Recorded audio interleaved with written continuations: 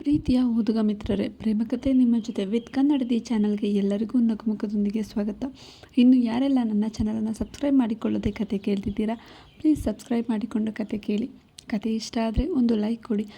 ಮತ್ತು ಈ ಕಥೆಯ ಹಳೆಯ ಸಂಚಿಕೆಗಳನ್ನು ಕೇಳಿಲ್ಲ, ಓದಿಲ್ಲ ಅಂದರೆ ಪ್ಲೀಸ್ ನನ್ನ ಚಾನಲನ್ನು ಒಮ್ಮೆ ಚೆಕ್ಔಟ್ ಮಾಡಿ.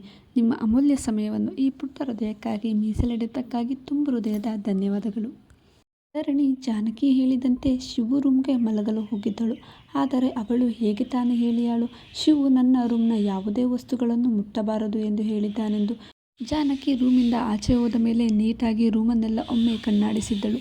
ಶಿವು ಎಷ್ಟು ಶಿಸ್ತುಬದ್ಧ ವ್ಯಕ್ತಿ ಎಂದು ಅರಿವಾಗುತ್ತಿತ್ತು. ರೂಮ್ನ ಪ್ರತಿಯೊಂದು ವಸ್ತುವನ್ನು ಅಚ್ಚುಕಟ್ಟಾಗಿ ಜೋಡಿಸಿದ್ದ. ರೂಮ್ನ ಗೋಡೆಗಳೆಲ್ಲವೂ ಪಿಂಕ್ ಮತ್ತು ಬಿಳಿ ಬಣ್ಣದಿಂದ ಸಿಂಗರಿಸಿತ್ತು. ಅಲ್ಲೇ ಬೆಡ್ ಸಮೀಪ ಸ್ಟಡಿ ಟೇಬಲ್ ಮತ್ತು ಚೇರ್ ಇತ್ತು. ಟೇಬಲ್ ತುಂಬ ಅವನ ಪುಸ್ತಕಗಳು. ಅವನಿಗೆ ಪುಸ್ತಕ ಎಂದರೆ ಎಷ್ಟು ಪ್ರೀತಿ ಎಂದು ತೋರಿಸುವಂತಿತ್ತು ಅವನು ಜೋಡಿಸಿದ್ದ ರೀತಿ. ಇಡೀ ರೂಮ್ನೊಮ್ಮೆ ಕಣ್ಣಾಡಿಸಿ ನೋಡಿದ್ದಳು. ಬೆಳಿಗ್ಗೆಯಿಂದ ಸುಸ್ತಾಗಿತ್ತು. ನಿದ್ದೆ ಕಣ್ಣು ತುಂಬುತ್ತಿದ್ದವು. ಆದರೆ ಮಲಗಲು ಹಾಸಿಗೆ ಮೇಲೆ ಹೋಗಲು ಧೈರ್ಯ ಬರಲಿಲ್ಲ. ಅಲ್ಲೇ ಚೇರ್ ಹೊರಗಿ ನೆಲದಲ್ಲೇ ಕುಳಿತಿದ್ದಳು. ಕೂತಲ್ಲೇ ನಿದ್ದೆ ಯಾವಾಗ ಬಂತೋ ಅವಳಿಗೂ ತಿಳಿದಿಲ್ಲ. ಶಿವು ಭವಾನಿ ಜೊತೆಗಿದ್ದ ತನ್ನೆಲ್ಲ ನೆನಪುಗಳನ್ನು ಹಿಂದೆ ಸುಟ್ಟು ಹಾಕಬೇಕು ಎಂದು ನಿರ್ಧಾರ ಮಾಡಿದ್ದ. ಮದುವೆ ಮಂಟಪದಿಂದ ಬಂದವನು ಅವಳನ್ನು ನೆನಪಿಸಬಹುದಿದ್ದ ಎಲ್ಲ ವಸ್ತುಗಳನ್ನು ಸುಟ್ಟು ಹಾಕಿದ್ದ. ಉರಿಯುತ್ತಿರುವ ಬೆಂಕಿಯಲ್ಲಿ ಅವನೆಲ್ಲ ನೆನಪುಗಳನ್ನು, ನೋವನ್ನು ಸುಡುತ್ತಿದ್ದನು.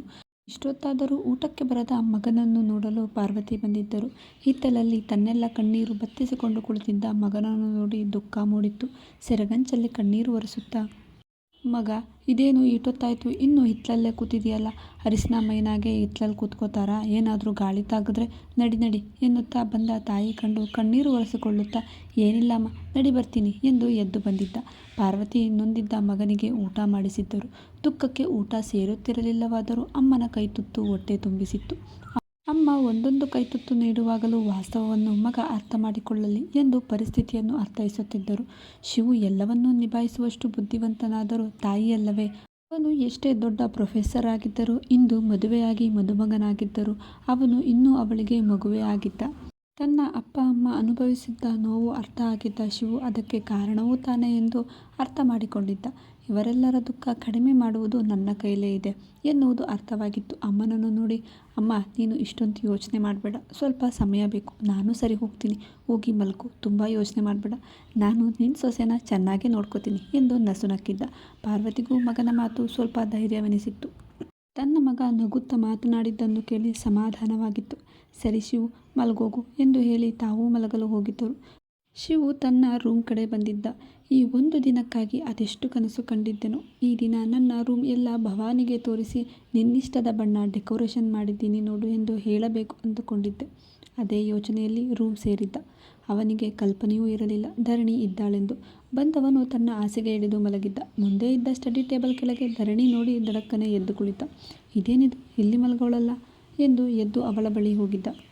ಇಲ್ಯಾಕೆ ಮಲಗವಳೆ ಎಂದು ಅವಳನ್ನೇ ನೋಡಿದ್ದ. ಹೇಗೆ ಎಬ್ಬಿಸಲಿ ಎಂದು ತಿಳಿಯಲಿಲ್ಲ. ಧರಣಿ ಎಂದಿದ್ದ. ಆದರೆ ಬೆಳಿಗ್ಗೆಯಿಂದ ದಣಿದಿದ್ದ ಧರಣಿಗೆ ಶಿವು ಕರೆದರೂ ಎಚ್ಚರವಾಗಲಿಲ್ಲ.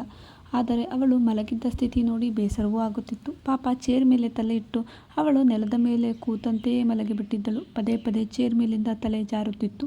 ಮತ್ತೆ ಮತ್ತೆ ಸರಿಯಾಗಿ ಮಲಗುತ್ತಿದ್ದಳು. ಯಾಕೋ ಮನಸ್ಸು ಕದಲಿತ್ತು. ಪಾಪದ ಹುಡುಗಿ, ನಮ್ಮಿಬ್ಬರ ಜಂಜಾಟದಲ್ಲಿ ತನ್ನ ಬದುಕು ಅರ್ಪಿಸಿಕೊಂಡಿದ್ದಾಳೆ ಎನ್ನಿಸದೇ ಇರಲಿಲ್ಲ. ನಿಧಾನವಾಗಿ ತೋಳಿನಲ್ಲಿ ಎತ್ತುಕೊಂಡು ತಂದು ಹಾಸಿಗೆ ಮೇಲೆ ಮಲಗಿಸಿದ್ದ.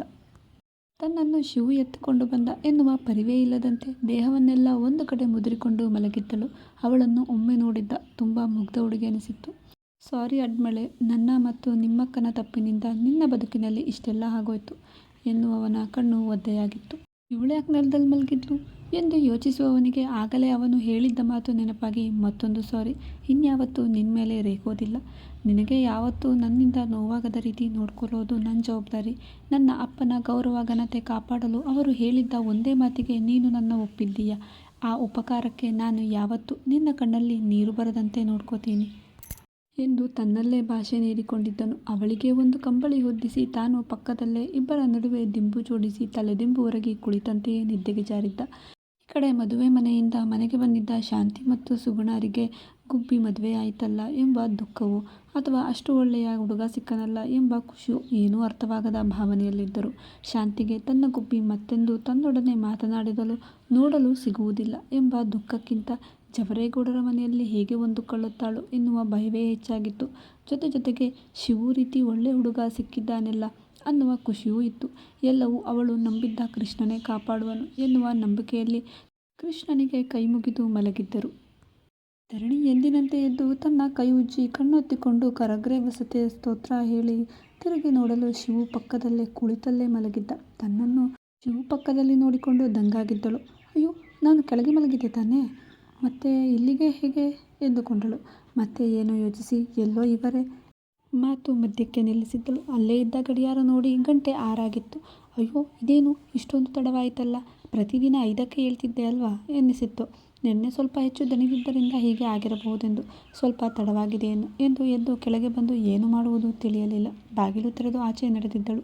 ಆಗಲೇ ಪಾರ್ವತಿ ಬಾಗಿಲಿಗೆ ನೀರು ಹಾಕುತ್ತಿದ್ದರು. ಧರಣಿ ಬಂದು ಹಿಂದೆ ನಿಂತಿದ್ದು ಕಂಡು, ಓ ಬಂದ್ಯಾ ಎಂದು ಹಿಂದೆ ತಿರುಗಲು, ಅಮ್ಮ ರಂಗೋಲಿ ನಾನು ಹಾಕ್ಲಾ ಎಂದಿದ್ದಳು.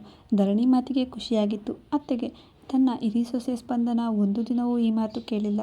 ತಾವೇ ಎಂದಾದರೂ ರಂಗೋಲಿ ಹಾಕಲು ಹೇಳಿದ್ದರೆ ಯಾವುದಾದರೊಂದು ಪ್ರಾಣಿ ಚಿತ್ರ ಬಿಡಿಸಿ ಬರುತ್ತಿದ್ದಳು. ಹಾಗಾಗಿ ಧರಣಿ ಮಾತಿಂದ ಖುಷಿಯಾಗಿತ್ತು. ಅವಳನ್ನು ನೋಡಿ, ಹಾಕು, ಆದರೆ ಇವಾಗ ಇನ್ನೂ ನೀನು ಸ್ನಾನ ಮಾಡೇ ಬಂದಿಲ್ವಲ್ಲ, ನಡಿ ಬೇಗ ಸ್ನಾನ ಮಾಡ್ಕೊಂಡು ಬರೋಗು. ಮನೆ ಮಹಾಲಕ್ಷ್ಮಿ ಆಗೋರು ಹೀಗೆಲ್ಲ ಸ್ನಾನ ಮಾಡದೆ ಮಡಿ ಇಲ್ಲದೆ ಈ ಕೆಲಸ ಎಲ್ಲ ಮಾಡಬಾರ್ದು ಎಂದಾಗ ಏನೂ ಮಾತಾಡದೆ ತನ್ನ ರೂಮ್ ಕಡೆ ನಡೆದಿದ್ದಳು.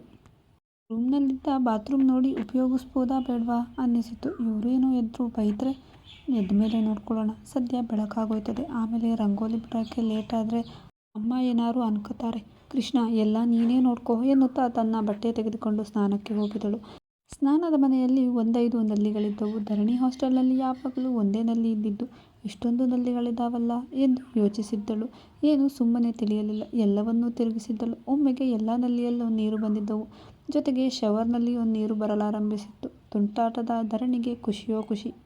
ಎಲ್ಲ ನಲ್ಲಿಗಳಲ್ಲಿಯೂ ಒಮ್ಮೊಮ್ಮೆ ಒಂದೊಂದು ತಿರುಗಿಸುತ್ತಾ ಚೆಕ್ ಮಾಡಿದ್ದಳು. ಯಾವ ನಲ್ಲಿಯಲ್ಲಿ ತಿರುಗಿಸಿದರೆ ಯಾವ ನೀರು ನಿಲ್ಲುತ್ತದೆ ಎಂದು. ಕೊನೆಗೆ ಬಿಸಿ ನೀರಿನ ನಲ್ಲಿ ಯಾವುದು, ತಣ್ಣೀರಿನದ್ದು ಯಾವುದು, ಶವರ್ನದ್ದು ಯಾವುದು ಮತ್ತು ಶವರ್ನಲ್ಲಿ ಬಿಸಿ ನೀರು ತರಿಸುವುದು ಯಾವ ನಲ್ಲಿ ಎಂದು ಅದೆಲ್ಲವನ್ನು ಅರ್ಥ ಮಾಡಿಕೊಂಡಿದ್ದಳು. ಆದರೆ ಅಷ್ಟರಲ್ಲಿ ಪೂರ್ತಿಯಾಗಿ ತೊಯ್ದೇ ಹೋಗಿದ್ದಳು. 5 ನಿಮಿಷದಲ್ಲಿ ಸ್ನಾನ ಮುಗಿಸಿ ತಂದಿದ್ದ ಸೀರೆ ಉಡಲು ತೆಗೆದಿದ್ದರೆ ಅವಳಿಗೆ ಅಂಚು ಯಾವುದು ನೆರಿಗೆ ಯಾವುದು ತಿಳಿಯಲಿಲ್ಲ. ನಿನ್ನೆ ಏನೋ ನಿವಿ ಉಡಿಸಿದ್ದಳು. ಅವಳು ಉಡಿಸಿದ್ದನ್ನೇ ನೆನಪಿಸಿಕೊಳ್ಳುತ್ತಾ ಹೇಗೋ ಹಾಗೆ ತನಗೆ ಬಂದಂತೆ ಸೀರೆ ಉಟ್ಟು ಬಂದಿದ್ದಳು. ಸೀರೆ ಸುತ್ತಿ ಆಚೆ ಬಂದಿದ್ದ ಧರಣಿ ಆಗಲೇ ಯೋಗ ಮಾಡುತ್ತಿದ್ದ ಶಿವು ನೋಡಿ ಅಲ್ಲೇ ನಿಂತು ಬಿಟ್ಟಳು. ಧರಣಿ ಬಾತ್ರೂಮ್ ಡೋರ್ ಸೌಂಡ್ ಆಗಿದ್ದ ನೋಡಿ ಕಣ್ಣು ತೆರೆದ ಶಿವು ಅವಳ ಅವತಾರ ನೋಡಿ ನಗು ತಡೆಯಲಾಗಲಿಲ್ಲ. ಇದೇನಿದು ಎಂದಾಗ ತಲೆ ನೆಲಕ್ಕೆ ಮಾಡಿ, ಸೀರೆ ಉಟ್ಕೊಳ್ಳೋಕೆ ಬರೋದಿಲ್ಲ, ನನಗೆ ಬಂದಿದ್ದೇ ಹಿಂಗೆ ಎಂದಳು ಮೇಲು ಧ್ವನಿಯಲ್ಲಿ. ಸರಿ ತಡಿ, ನಿವಿ ಕರಿತೀನಿ ಎಂದು ಹೊರಟ. ಇಲ್ಲ ಬೇಡ, ಅವರು ಇನ್ನೂ ಎದ್ದಿಲ್ಲ ಅನಿಸುತ್ತೆ ಎಂದಿದ್ದಳು. ಅಮ್ಮ, ಹಾಂ ಬೇಡ ಏನಾದರೂ ಅಂತಾರೆ ಎಂದಿದ್ದಳು. ಧರಣಿ ನೋಡಿ ಸರಿ ಎಂದು ಫೋನ್ನಲ್ಲಿ ಸೀರೆ ಉಡೋದು ಹೇಗೆ ಎನ್ನುವ ವಿಡಿಯೋ ಆನ್ ಮಾಡಿ ಅವಳ ಮುಂದೆ ಇಟ್ಟು ಅವಳ ವಿರುದ್ಧ ದಿಕ್ಕಿಗೆ ನಿಂತು, ಇದನ್ನು ನೋಡಿ ಉಟ್ಕೋ, ಇಲ್ಲ ಹೀಗೇನಾದರೂ ಹೋದರೆ ಉದ್ದಕ್ಕೂ ನೀನು ಸೀರೆ ಇಟ್ಕೊಂಡೇ ಓಡಾಡಬೇಕಾಗುತ್ತೆ ಎಂದಿದ್ದ. ಶಿವು ರಾತ್ರಿ ನಿದ್ದೆ ಮುಗಿಸಿ ಏಳುವಷ್ಟರಲ್ಲಿ ತನ್ನೆಲ್ಲ ದುಃಖವನ್ನು ಬದಿಗಿಟ್ಟು ತನಗಾಗಿ ಬಂದಿರುವ ಧರಣಿಗೆ ಅನ್ಯಾಯವಾಗದಂತೆ ಅವಳೊಟ್ಟಿಗೆ ಜೊತೆ ಹೆಜ್ಜೆ ಇಡಬೇಕು ಎಂದು ತೀರ್ಮಾನಿಸಿದ್ದ. ಧರಣಿ ಮೊಬೈಲ್ ನೋಡುತ್ತಾ ನೆರಿಗೆ ಸರಿ ಮಾಡಿಕೊಳ್ಳಲು ಪ್ರಯತ್ನಿಸುತ್ತಿದ್ದಳು. ಆದರೆ ಒಂದು ಕೈಗೆ ಸಿಕ್ಕರೆ ಮತ್ತೊಂದು ಜಾರುತ್ತಿತ್ತು. ಈ ಮೊಬೈಲ್ ಸಹವಾಸನೇ ನನಗೆ ಬರ್ತಾಯಿಲ್ಲ, ಹೆಂಗೆ ನೋಡಿದ್ರೂ ಬರ್ತಾಯಿಲ್ಲ ಎಂದು ಕೈ ಬಿಡಲು ಏನಾಯಿತು ಎಂದು ಹಿಂದೆ ತಿರುಗಿದ. ಸಾರಿ ಎಂದು ಮತ್ತೆ ಮುಂದೆ ತಿರುಗಿದ್ದ. ಧರಣಿ ನೆಲದಲ್ಲಿ ಜಾರಿದ್ದ ನೆರಿಗೆಯನ್ನು ಎತ್ತಿ ಕೈಯಲ್ಲಿ ಹಿಡಿದಿದ್ದಳು. ಸರಿ ನಾನೇ ಹೆಲ್ಪ್ ಮಾಡ್ಲಾ ಅಂದ ಶಿವು. ನೀವಾ, ಬೇಡ ಅಂದಿದ್ದಳು ಧರಣಿ. ಕಣ್ಣು ಮುಚ್ಚಿ ಉಡಿಸ್ಲಾ, ಬೇಡ ಅಂದರೆ ನೀವೇನೋ ಅಮ್ಮನ್ನೋ ಕರಿತೀನಿ ಆಗ್ಬೋದಾ ಎಂದಿದ್ದನು. ಬೇಡ ಯಾರನ್ನೂ ಕರಿಬೇಡಿ, ಶಾಂಭವಿ ಆದರೂ ಎಚ್ಚರ ಇದ್ದಿದ್ರೆ ಸರಿ ಹೋಗ್ತಿತ್ತು, ನೀವೇ ಉಡಿಸಿ ಎಂದಳು ಮೆಲುವಾದ ಧ್ವನಿಯಲ್ಲಿ. ಕಣ್ಣು ಮುಚ್ಚಿ ಹಿಂದೆ ತಿರುಗಿದ ಶಿವು ಕೈಯಲ್ಲಿ ನೆರಿಗೆಯ ಮೊದಲ ಮೇಲಂಚು ಕೊಡಲು ಹೇಳಿದ್ದ. ಧರಣಿ ಅಡಬಡಾಯಿಸಿ ಅವನ ಕೈಗೆ ನೀಡಿದ್ದಳು. ಕಣ್ಣು ಮುಚ್ಚಿಯೇ ನಾಜೂಕಾಗಿ ಸೀರೆ ನೆರಿಗೆ ಹಿಡಿಯುತ್ತಿದ್ದ ಶಿವನ್ನು ಧರಣಿ ನೋಡುತ್ತಿದ್ದಳು.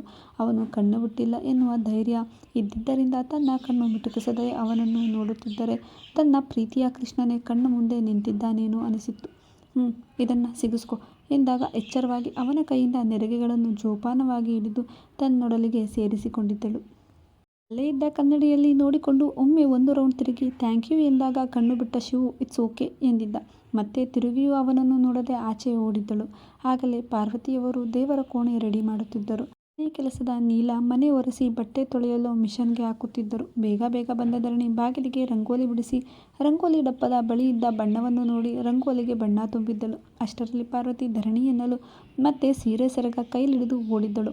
ಅಯ್ಯೋ, ಇದ್ಯಾಕಿಂಗ್ ಓಡ್ ಬತ್ತಿದೀಯಾ, ನಿಧಾನ ಎಂದು ಕೈಗೆ ಹೂವಿನ ಪಾತ್ರೆ ನೀಡಿ ದೇವರಿಗೆಲ್ಲ ಹೂವಿಟ್ಟು ಪೂಜೆ ಮಾಡು ಎಂದಿದ್ದರು. ನಾನಾ ಎಂದಿದ್ದಳು ಧರಣಿ. ನೋಡಿ, ನೀನೇನೆ ಎಂದು ಆಚೆ ಹೋಗಿದ್ದರು. ತನ್ನ ಕಿರಿ ಸೊಸೆ ಬಿಡಿಸಿದ್ದ ರಂಗೋಲಿ ನೋಡಲು. ಅವರು ರಂಗೋಲಿ ನೋಡಲು ಹೋಗಿದ್ದು ನೋಡಿ ಧರಣಿಗೆ ಖುಷಿಯಾಗಿತ್ತು. ಧರಣಿಗೆ ಈ ರಂಗೋಲಿ ಬಿಡಿಸೋದು, ಮನೆಯನ್ನು ಅಲಂಕರಿಸೋದು, ದೇವರ ಪೂಜೆ ಮಾಡೋದು, ದೇವರ ಕೋಣೆನ ಅಲಂಕಾರ ಮಾಡೋದು ಇವೆಲ್ಲ ಅವಳಿಗೆ ತುಂಬ ಇಷ್ಟ. ತುಂಬ ಖುಷಿಯಿಂದ ಆ ಕೆಲಸವನ್ನು ಮಾಡ್ತಾ ಇದ್ಲು. ಅದರಲ್ಲೂ ಅವಳತ್ತೆ ಈ ಕೆಲಸವನ್ನು ಅವಳಿಗೆ ನೀಡೋದ್ರಿಂದ ಆ ಖುಷಿಯಲ್ಲೇ ದೇವರ ಮನೆಗೆ ಹೋಗಿದ್ದಳು. ಪಾರ್ವತಿ ಬಾಗಿಲಲ್ಲಿದ್ದ ರಂಗೋಲಿ ನೋಡಿ ಎಂಗೇಜ್ಮೆಂಟ್ ದಿವಸ ಆ ಮನೆಯಲ್ಲಿದ್ದ ರಂಗೋಲಿ ನೆನಪಾಗಿತ್ತು. ಈಟೊಂದು ಅಂದವಾಗಿ ಬಿಡಿಸೋಳಲ್ಲ ರಂಗೋಲಿನ, ಅದು ಈಟ್ ಬಿರ್ನೆ ಎನ್ನುತ್ತಾ ಒಮ್ಮೆ ಧರಣಿ ನೋಡಿ ಮತ್ತೊಮ್ಮೆ ರಂಗೋಲಿ ನೋಡುತ್ತಿದ್ದರು. ಈ ಕಡೆ ದೇವರಿಗೆಲ್ಲ ಅಚ್ಚುಕಟ್ಟಾಗಿ ಹೂವು ಮಡಿಸಿ ಪೂಜೆ ಮಾಡಲು ಹಣೆಗೆ ಕುಂಕುಮ ಇಡಲು ಹೋದಳು. ಪಾರ್ವತಿ ಅದನ್ನು ನೋಡಿ ಧರಣಿ, ಮುತ್ತೈದೆಯರು ಮೊದಲು ತಾಳಿಗೆ ಅರಿಶಿನ ಕುಂಕುಮ ಹಚ್ಚಿ ಗಂಡನ ಆಯಸ್ಸು ಆರೋಗ್ಯ ಹೆಚ್ಚಿಸ್ಲಪ್ಪ ಅಂತ ಬೇಡ್ಕೊಂಡು ಆಮೇಲೆ ಹಣೆಗೆ ಇಟ್ಕೋಬೇಕು ಎಂದಿದ್ದರು. ಧರಣಿ ಹೆಚ್ಚೇನು ಮಾತನಾಡದೆ ಅವರು ಹೇಳಿದಂತೆ ತನ್ನ ತಾಳಿಗೆ ಅರಿಶಿನ ಕುಂಕುಮ ಹಚ್ಚಿ ಆಮೇಲೆ ಹಣೆಗೆ ಇಟ್ಟು ಪೂಜೆ ಮಾಡಲು ಶುರು ಮಾಡಿದ್ದಳು. ಧರಣಿ ಪೂಜೆ ಮಾಡುತ್ತಿದ್ದದ್ದನ್ನು ನೋಡಿ, ನಾನು ಅವತ್ತು ಬೈಕಲ್ಲಿ ಹೋಯ್ತಿರೋದ ನೋಡಿ ನಾನೇ ತಪ್ಪಾಗಿ ತಿಳ್ಕೊಬಿಟ್ನೇನೋ, ಅವಳಂತೂ ಈಟು ಸಂದಾಗಿ ದೇವ್ರ ದಿಂಡ್ರು ಅಂತ ಪೂಜೆ ಮಾಡ್ತಾಳಲ್ಲ, ಇದನ್ನು ನೋಡಿದ್ರೆ ಭವಾನಿಗೇನು ನಾನೇ ಬೆಳೆಸಿರೋ ನಿವೇದಿತಿಂಗೂ ಇಷ್ಟು ಸಂದಾಗಿ ಪೂಜೆ ಮಾಡೋಕ್ಕೆ ಬರೋಕ್ಕಿಲ್ಲ. ನಾನು ಇದೇ ಹೂನ ದಿನಾನು ದೇವ್ರ ಮೈಮೇಕೆ ಹಾಕ್ತಾಯಿದ್ದೆ, ಆದರೂ ಯಾವತ್ತೂ ಈಟು ಚೆಂದಾಗಿ ಕಾಣಿಸ್ಲೇ ಇಲ್ಲ. ಇವತ್ತು ನೋಡು, ಇವಳು ಹೂವಿಟ್ಟಿರೋದು ಶಿವಪ್ಪನೇ ಎದ್ದು ಬರ್ತಾವನೇನೋ ಅನ್ನಂಗೆ ಕಾಣ್ತಾದೆ ಎಂದು ಧರಣಿಯನ್ನೇ ನೋಡುತ್ತಾ ಮಗ್ನರಾಗಿದ್ದರು. ಅತ್ತೆಯ ಮುಂದೆ ಆರತಿ ಮಾಡಿ ಆರತಿ ತಟ್ಟೆ ನೀಡಿದ್ದ ಧರಣಿ ಬಂದಾಗ ಎಚ್ಚೆತ್ತರು. ಅಷ್ಟರಲ್ಲಿ ಚವರೇಗೌಡ, ಶಿವು, ಜಾನಕಿ ಕೂಡ ಬಂದಿದ್ದರು.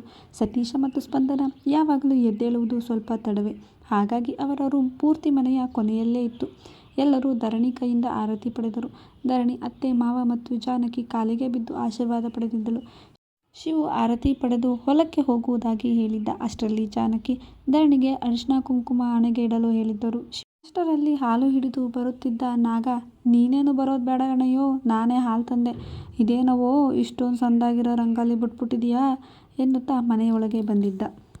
ಎಲ್ಲರೂ ಅವನ ಮಾತು ಕೇಳಿ ಒಮ್ಮೆ ರಂಗೋಲಿ ನೋಡಬೇಕು ಅನಿಸಿತ್ತು. ಎಲ್ಲರೂ ಬಾಗಿಲ ಕಡೆ ಕಣ್ಣಾಡಿಸಿದ್ದರು. ಕತೆ ಮುಂದುವರೆಯುವುದು. ಕತೆ ಇಷ್ಟ ಆದರೆ ಒಂದು ಲೈಕ್ ಮಾಡಿ ಮತ್ತು ಚಾನಲನ್ನು ಸಬ್ಸ್ಕ್ರೈಬ್ ಮಾಡೋದನ್ನು ಮರೆಯಬೇಡಿ. Thank you.